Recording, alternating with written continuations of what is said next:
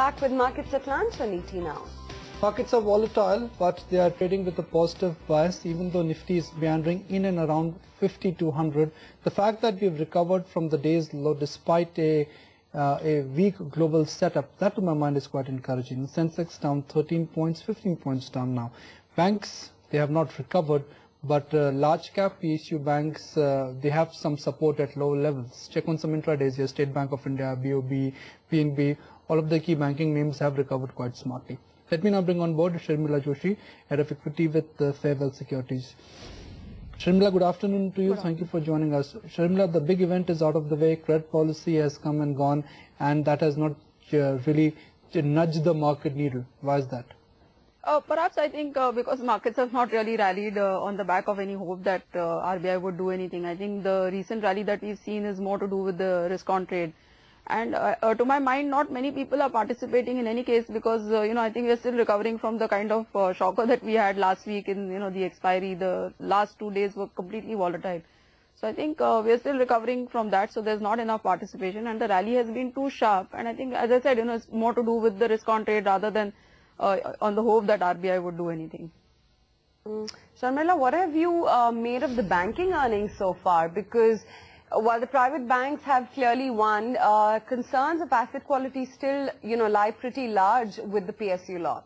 Yes, absolutely. And there we saw again what a mixed bag we had on, one day we had 3 numbers which were quite bad and which showed, as you were saying, that the asset quality really deteriorating. And then I think yesterday we had a couple of numbers which were significantly better. So I think this next quarter is not going to be easy for banks from the way things are, and I don't think that we can really expect any significant improvement in asset quality. So I think that it's going to be a long road, and maybe if you have to invest in banks, you have to do it with a perspective of being invested in them for at least a couple of quarters, if not more. Sharmila, if I look at the overall environment, Europe is still in a mess. US economic data has been anemic. Crude prices are at a fresh six-week high. We have a broken down currency. But despite so much of negative headwinds, why are markets still holding on?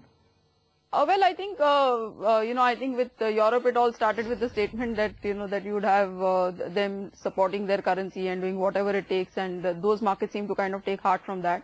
And now I think you are expecting, some kind of follow-up from the US where you could hear something about QE3, because I think even over there, the window is not too large, seeing that the presidential elections are not very far away.